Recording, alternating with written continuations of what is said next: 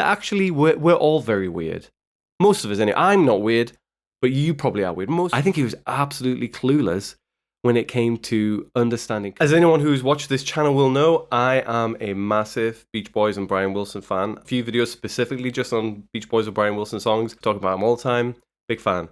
Obviously, he died this year in June, and I'm obviously a little bit late in the day coming around to talking about Brian Wilson and his life and his music. But what can I tell you? I'm very busy. Got a 2-year-old. She keeps me nice and tired. So I'm only just really coming back around to it properly now.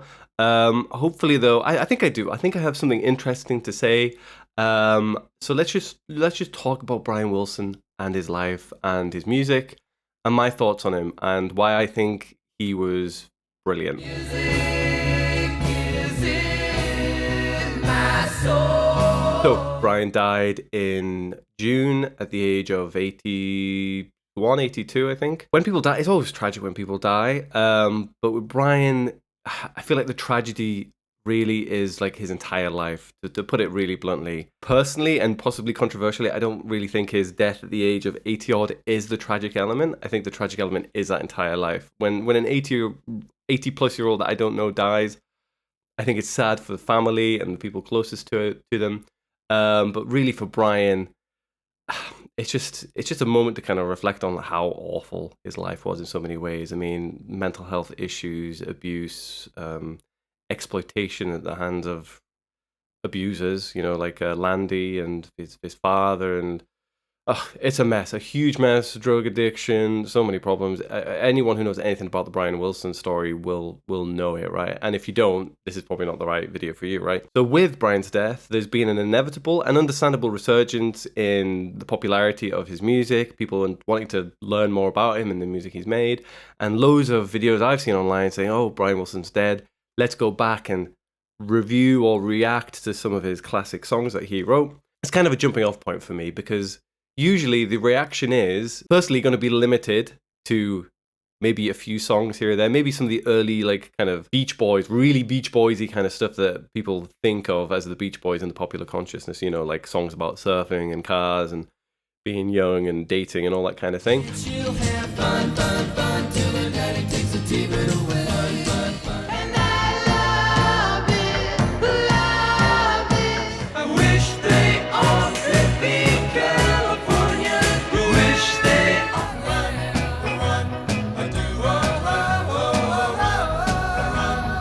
Or they'll talk about God Only Knows specifically. Obviously, people love talking about that. Or Pet Sounds. Maybe Good Vibrations, but very rarely anything outside of that. And these discussions or analyses or reactions or whatever, especially when they're about Pet Sounds or God Only Knows, tend to go like basically just one way. And it's usually someone sitting there going, oh my God, this music is so complicated. It's so sophisticated. It's perfection. It's perfect. It's a perfect album. Pet Sounds is a brilliant, perfect pop album. It's one of the best pop albums ever. God Only Knows is a perfectly written song. Name a perfect song. Perfect song. Perfect song. That's the word. A perfect song. Basically like that a lot. These kinds of ways of talking about musicians or classic songs or amazing pieces of art, it happens all the time. You hear people talk this way about Bach or Beethoven or Mozart or the Beatles or Shakespeare or whoever, right? And to put it simply and really bluntly, I just disagree. There is no such thing as a perfect piece of art. There's no such thing as a perfect album. Whenever people ask me about what I think a perfect album is, I just kind of shrug and say I've never heard a perfect album in all my life. It just doesn't happen. Are there perfect songs out there? Yeah, maybe. Perfection is attainable maybe over 3 or 4 minutes, but a perfect album? I don't know. I've never heard it. Anyway, my problem with it isn't just that I don't think perfection doesn't exist, but by putting artists, this is kind of the point of this video, right? By putting artists on this pedestal of perfection, actually all you serve to do is, I mean, maybe arguably you're overrating it, but you actually just gloss over and kind of get rid of all of the idiosyncrasies and details and individualistic elements of it that actually make it brilliant and compelling and interesting and something to learn from and something that affects us emotionally as a piece of art, right? When I hear, let's stick with Pet Sounds and God Only Knows for a second. God only knows what I'd be without you.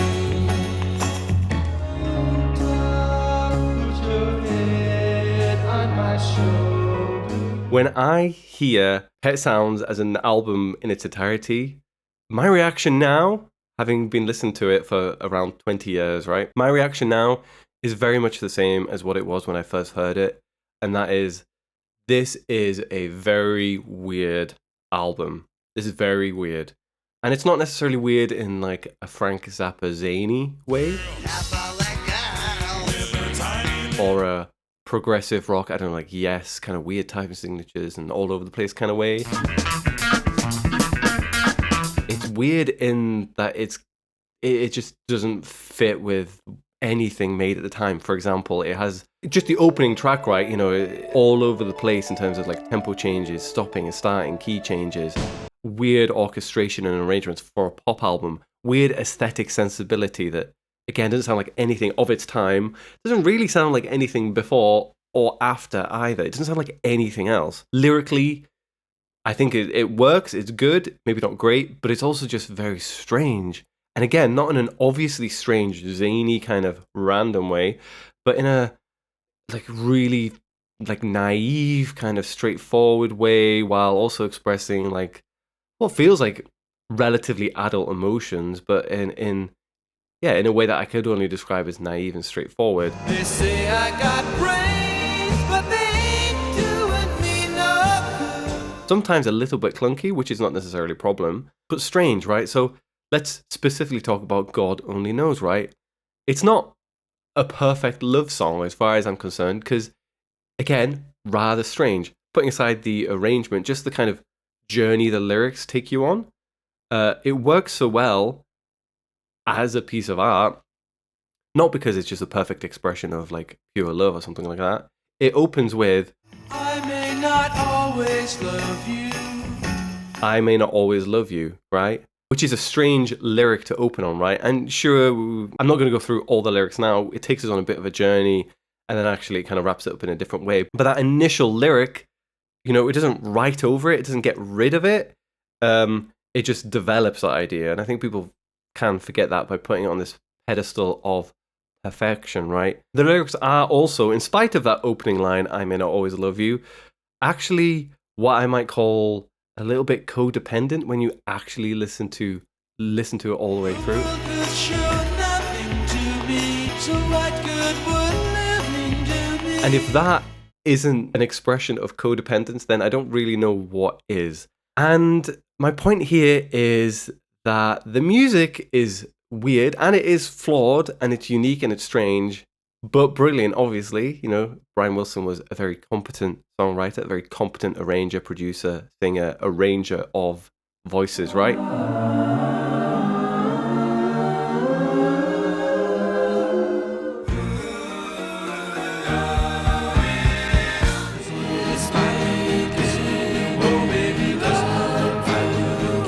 It is all that good stuff.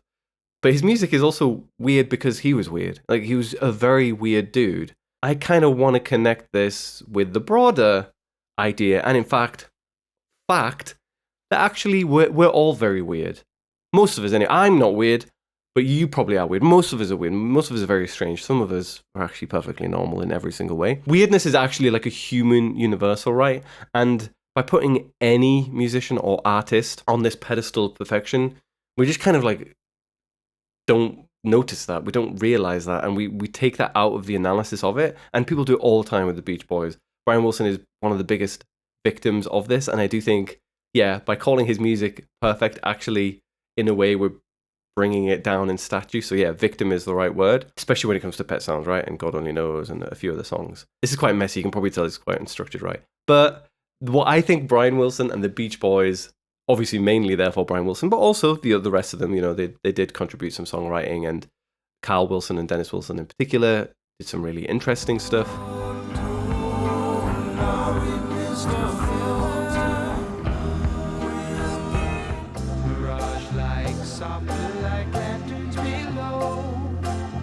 What they're really good, and I would say this is like almost their most unique.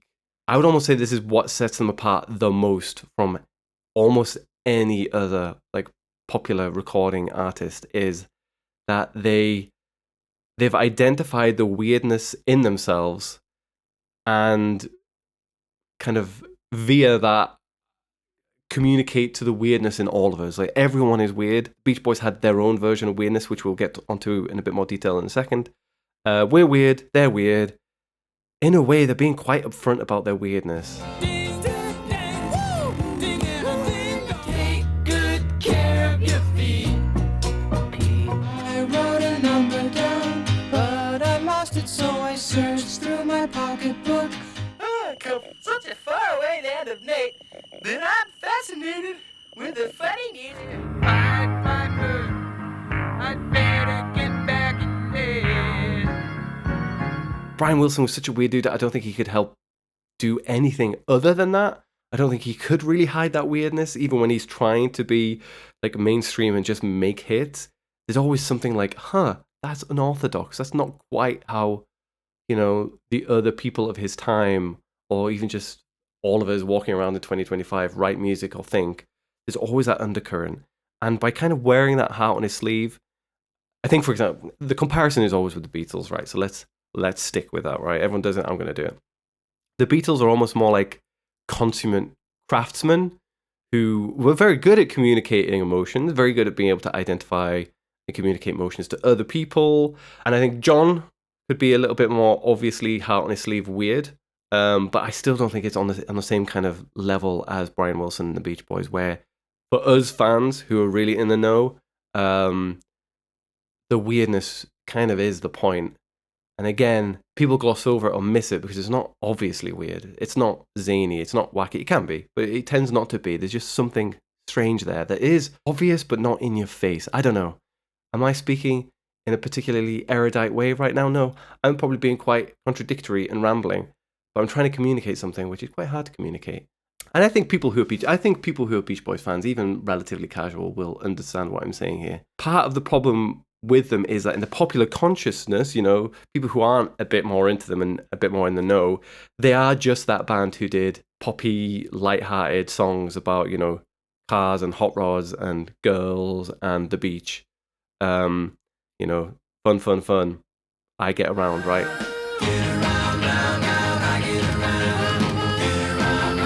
Those songs can actually be a bit weird already.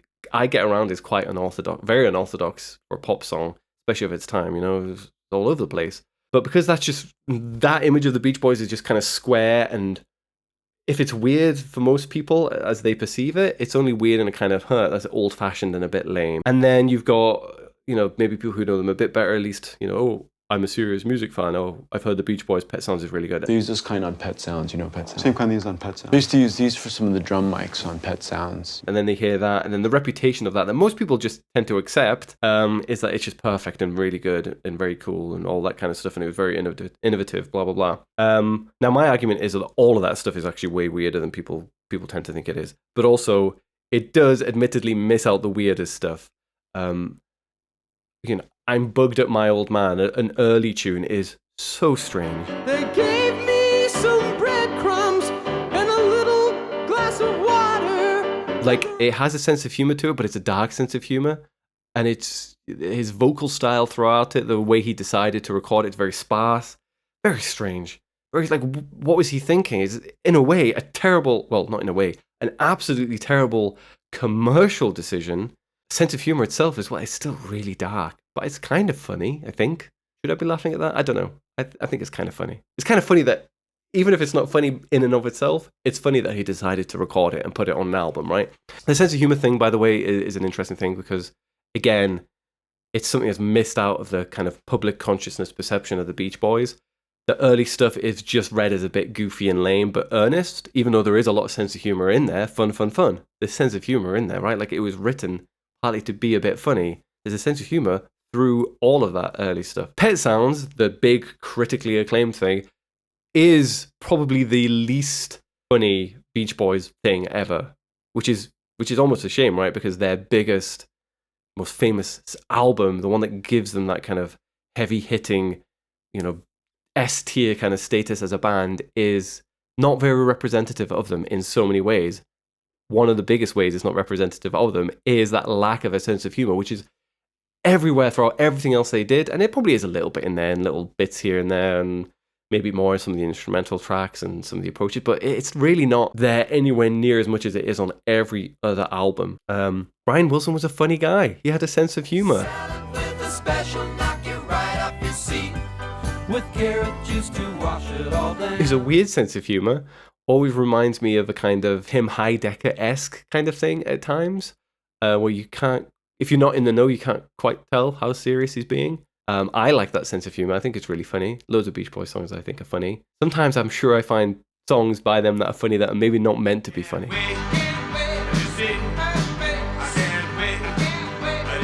They're very human. They're weird. Like we are. We're all so weird, right? Weirdness is possibly the most universal human thing. And weirdness can be flashy and zany and in your face. It can be gaudy and tacky, which I think the Beach Boys are. And again, I say this as a massive fan.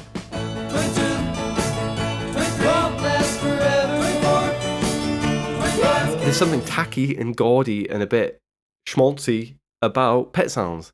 And those words are inherently pejorative, but they're the only words I can reach for right now. No music is perfect, so the fact that it is a bit schmaltzy doesn't mean it's bad, it just means it's also not perfect. Like, nothing else is perfect.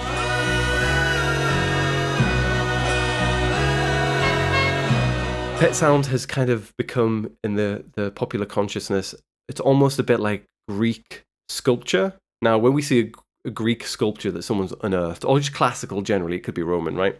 We see this like perfect, pure, white marble sculpture that's well-shaped and everything. But actually, a lot of these were painted with gaudy, bright colors. So the aesthetic sensibilities of the people who made them and what they actually look like in the public spaces back in ancient Greece or ancient Rome are very different to our perception of them now. So the things that these classical architectural elements or sculptures went on to influence in, 17th, 18th century Europe, neoclassical architecture, neoclassical literary styles in music, about, form and balance and all this kind of thing, miss out a really key part, which is the gaudy tackiness. Because, I'll put some pictures up. It's gaudy, it's tacky. It's not all what we would think of as like classical ancient beauty at all.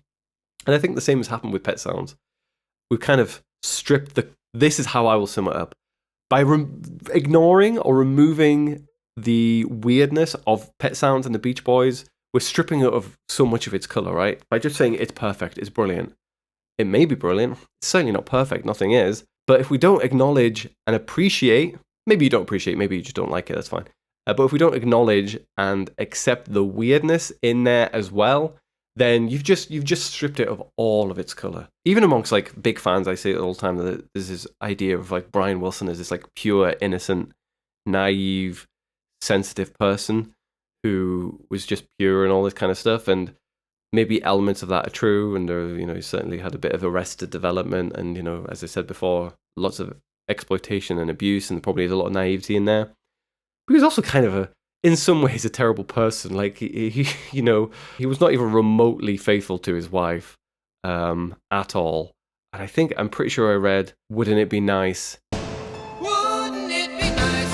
Is literally, at least to some extent, about his wife's sister, who he did have an affair with. And then when he broke up with his wife, he wrote a song about her sister. Everything is old and nothing is new. It's messy. It's super messy.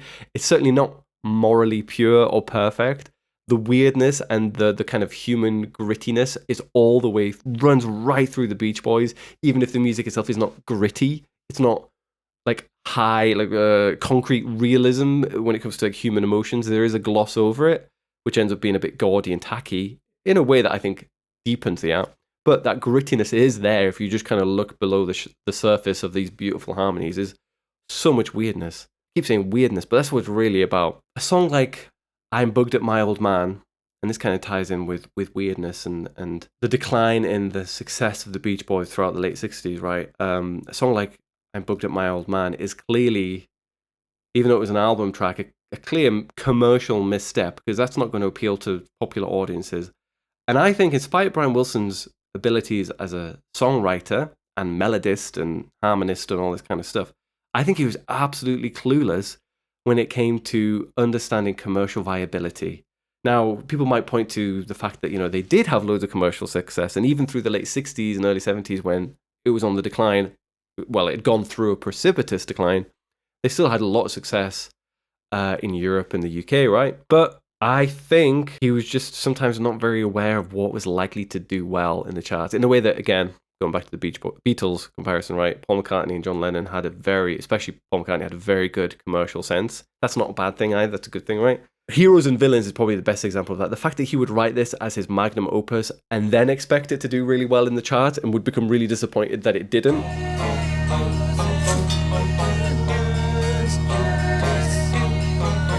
Shows a complete lack of awareness of what audiences at the time, or probably any audience in the history of the world, would like on the scale that he was like pursuing, right? He wanted another hit like Good Vibrations kind of scale. That was never going to happen with Heroes and Villains. It's a great song. It is. It's a brilliant song. But that doesn't mean it was going to do really well. And there's all kind of weird ego and like borderline narcissistic attitudes wrapped up in his reactions to it not doing well. Obviously just like mental illness, anxiety, and stressed, overwork, drugs, all this kind of stuff. A horrible cocktail of things, right?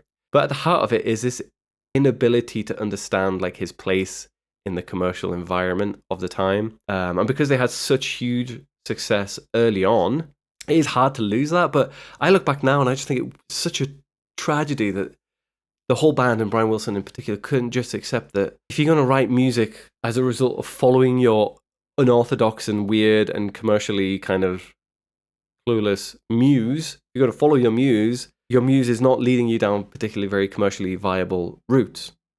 So if you're going to do that, which is perfectly fine, maybe your albums are only going to get into the top 20 rather than the top 5, which is still really good, who wouldn't want that, but if you've already tasted success on a much grander scale, that feels like a massive downgrade.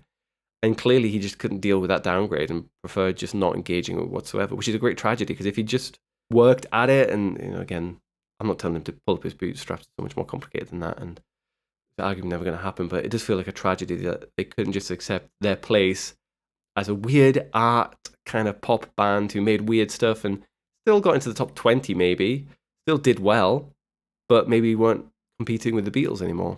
That shouldn't have been a problem. It needn't have been a problem, but it clearly was for them. That doesn't mean to say that just because they had a precipitous decline in commercial success, that they didn't still make loads of really good music. I guess everyone, the fans always have their favourite periods for Beach Boys stuff, and mine really is like Pet Sounds to Holland, maybe. Love You is a good album. Again, that goes really off the deep end with weirdness, but I still think it has tons of good stuff. And Brian Wilson made his debut solo album in 1988. Really good album. I really enjoy it. And there's still stuff later on that's good. But that period, 7 years, 66 to 73-ish, wasn't all perfect. People, have you heard of the world plan to know the inner nature of every man? It was very often very messy.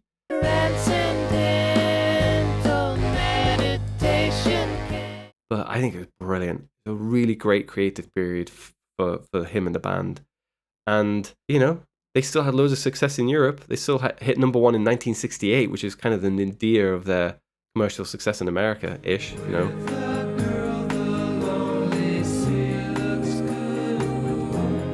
They got number 1 with Do It Again in lots of European countries, and I think maybe Australia. And they're still doing well in the UK. But they wanted that huge success that they saw, 63 to 65. They wanted to reproduce that endlessly. But their moment in the sun had passed them by, and I don't think they could ever get that back, while also letting Brian follow his instincts and his muse and what he wanted to do.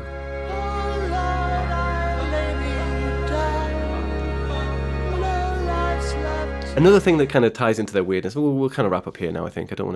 I did make notes that I've not really used much, but I don't want to just go into literally every single point, because it ends up just being a massive, massive mess. Probably is already. The uniqueness of the Beach Boys, just on a purely like sonic level, they kind of represent a bit of an evolutionary dead end of a few genres that existed pre-British invasion. Doo-wop, vocal jazz, kind of rock and roll-y, Chuck Berry-esque kind of stuff. Some of which did kind of live on in that next generation of British invasion bands and in a few other places, but the Beach Boys were really the zenith of that, taking these doo-wop aesthetics and styles of vocal arrangements, as well as those kind of Phil Spector production techniques, which I know Phil Spector was a big influence on Brian Wilson, but Brian Wilson just took it to the next level. And at the end of it, like, it doesn't sound that much like him. It feels like a very different thing, in fact. I know the Wall of Sound thing is a big influence on him, so who am I to argue? But it sounds so different that if I hadn't known that fact, I wouldn't necessarily connect the dots. When you hear something like Pet Sounds, is a world away from anything Phil Spector did. Anyway, yeah, there's this evolutionary aesthetic dead end with the Beach Boys, where a lot of the genres that and styles and approaches and aesthetics that influenced them and they really kind of pushed forward in their music just ended up sounding really lame in the next generation and didn't really live on. Like, Billy Joel's a good example, who did take forward, and Frank Zappa as well, some of that doo-wop stuff. But that's, by the time we talk about Billy Joel, we're talking like 10 years later nearly. And it's still quite different. It's through like a different kind of filter. Whereas the Beach Boys, they do sound out of time because they are the evolutionary dead end of all this vocal jazz doo-wop stuff and these approaches that didn't really take on anywhere else. Blues music for a while was an evolutionary dead end, It fallen out of favor with Americans, and the only thing that brought it back to life was British bands who grew up listening to blues and American music, and they brought it back to America, and then suddenly it was big again, right? So, an evolutionary dead end can happen in the arts, in language, in music, in whatever, and then something can bring it back to life again. But to some extent, I don't think it really happened with the Beach Boys. Some later bands took some of those chill wave aesthetics from some of that late 60s stuff, like All I Want to Do or Cool Cool Water.